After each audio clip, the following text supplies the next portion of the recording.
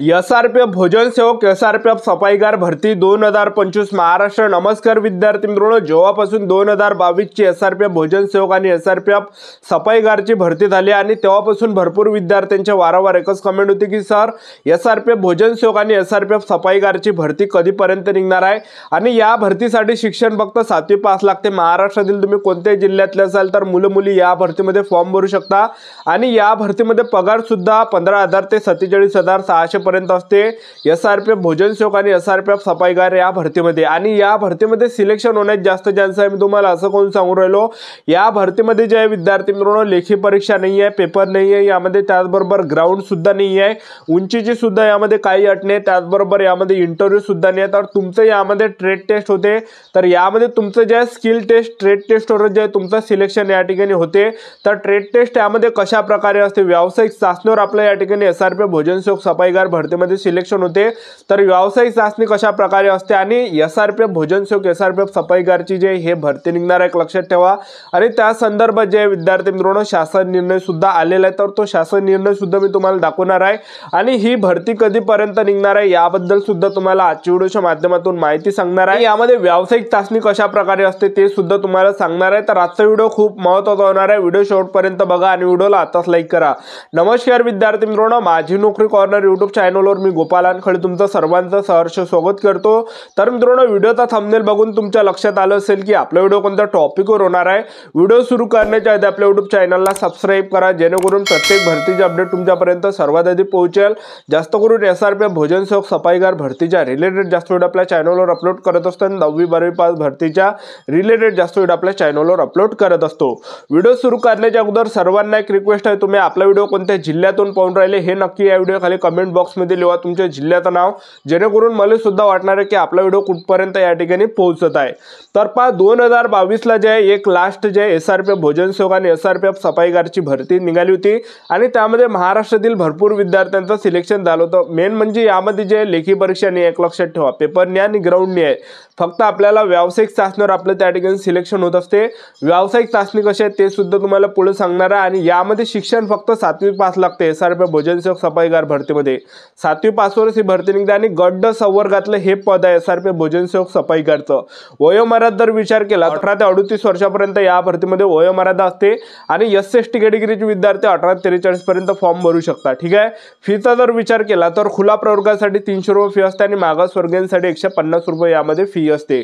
तर याच्या अगोदर जे विद्यार्थी मित्रांनो शासन निर्णय सुद्धा आला, तर मी तुम्हाला दाखवून देतो, तर तुम्ही स्क्रीनवर या ठिकाणी बघू शकता।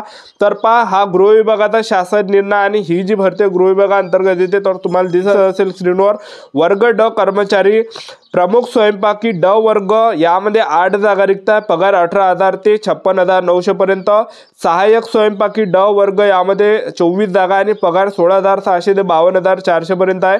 आणि त्याचबरोबर भोजन सेवक ड वर्गचं पद आहे, यामध्ये 32 जागा आणि पगार 15,000 ते 47,600 पर्यंत असणार आहे। आणि सफाईगार गट ड वर्गचं पद आहे, तर यामध्ये 23 जागा आणि पगार यामध्ये 15,000 ते 47,600 पर्यंत या ठिकाणी भेटणार आहे। तर एसआरपीएफ भोजन सेवकच्या सुद्धा जवळपास 32 जागा रिक्त आहे, त्याचबरोबर एसआरपीएफ सफाईगार ड वर्गाच्या सुद्धा 23 जागा आहे। तर एवढ्या जागा जे यामध्ये जे विद्यार्थी मित्रांनो रिक्त आहे, येणाऱ्या दिवसामध्ये एसआरपीएफ भोजन सेवक आणि एसआरपीएफ सफाईगारची ही भरती निघत आहे लक्षात ठेवा। तर ही भरती कधीपर्यंत निघणार आहे अशा बऱ्याच विद्यार्थ्यांचे वारंवार एकच कमेंट होते, तर मी तुम्हाला आता सांगून देतो। जेव्हा 2022 ला ही भरती आली होती, जवळपास मे महिन्याच्या आसपास जे विद्यार्थी मित्रांनो हे भरती आली होती आणि ही भरती यावर्षी जवळपास मार्चच्या एंडिंगला निघण्याची काही दाट शक्यता आहे किंवा मग एप्रिल महिन्यापर्यंत सुद्धा तुम्हाला हे भरती पाहायला भेटू शकते। ठीक आहे, आणि यामधले आपलं सिलेक्शन कशा प्रकारे होते ते सुद्धा तुम्हाला पुढे सांगणार आहे।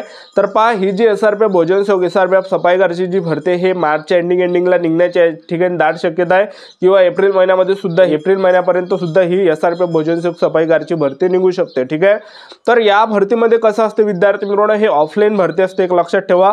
2022 ला ही भरती निघाली होती, तर या भरतीमध्ये सिलेक्शन कशा प्रकारे होते, तर यामध्ये जे विद्यार्थी मित्रांनो आपण आपल्यापासून जे ऑफलाईन फॉर्म भरून घेतले जात असते एक लक्षात लक्षात ठेवा, आपण ऑफलाईन फॉर्म भरले आणि ते गड्ड आपल्याला SRPF कॅम्पमध्ये जाऊन त्या ठिकाणी भरावं लागते ऑफलाईन फॉर्म, ठीक आहे। तर फॉर्म भरल्यानंतर आपल्याला त्या ठिकाणी जे व्यावसायिक चाचणीसाठी बोलायला जात असते, एक लक्षात ठेवा, ठीक आहे। तर व्यावसायिक चाचणीमध्ये जे आहे त्या ठिकाणी जे SRPF भोजन सेवकचं जे पद आहे, तर यामध्ये स्वयंपाक त्या ठिकाणी बनवावं लागते, त्यालाच व्यावसायिक चाचणी म्हटलं जाते। त्याचबरोबर SRPF सफाईगारचं जे पद आहे त्यामध्ये जे आपल्याला सफाई करून दाखवावं लागते, त्यालाच व्यावसायिक चाचणी म्हटलं जाते, ठीक आहे। तर यामध्ये मुलींना यामध्ये सिलेक्शन होण्याचे जास्त चान्सेस आहे, महिला उमेदवारांना या भरतीमध्ये सिलेक्शन होण्याचे जास्त चान्सेस आहे, कारण की महिला उमेदवारांना स्वयंपाक सुद्धा बनवता येते चांगल्या पद्धतीने आणि जास्त महिला उमेदवारांमध्ये कॉम्पिटिशन नसते, जास्त महिला उमेदवार भरतीवर येत नाही। जेव्हा 2022 ला SRPF भोजन सेवक सफाईगारची भरती निघाली होती, तर त्यावेळी एका गट क्रमांकावर हजार पुरुष उमेदवार येत आहे, 1500 पुरुष उमेदवार येत आहे, पण महिला उमेदवार फक्त 1 ते 2 महिला उमेदवार फक्त त्या ठिकाणी व्यावसायिक चाचणीसाठी येत आहे। तर जास्त चान्सेस आहे महिला उमेदवारांचे सिलेक्शन होण्याचे, कारण की महिला उमेदवारांना स्वयंपाक सुद्धा बनवता येते।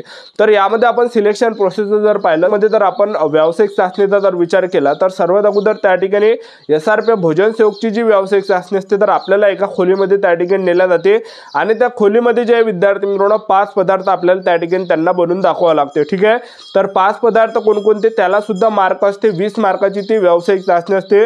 तर पहा यामध्ये जे आपल्याला 2 पोळ्या बनवायला लावते त्याला चपात्या सुद्धा म्हटलं जाते, याच्यासाठी 20 मार्क राहते। त्याचबरोबर दाल तडका बनवायला लागते, याच्यासाठी 20 मार्क राहते आणि एक मिक्स भाजी आपल्याला बनवायला लावते तिथं, त्याच्यासाठी 20 मार्क भेटते, झाले किती 60 मार्क।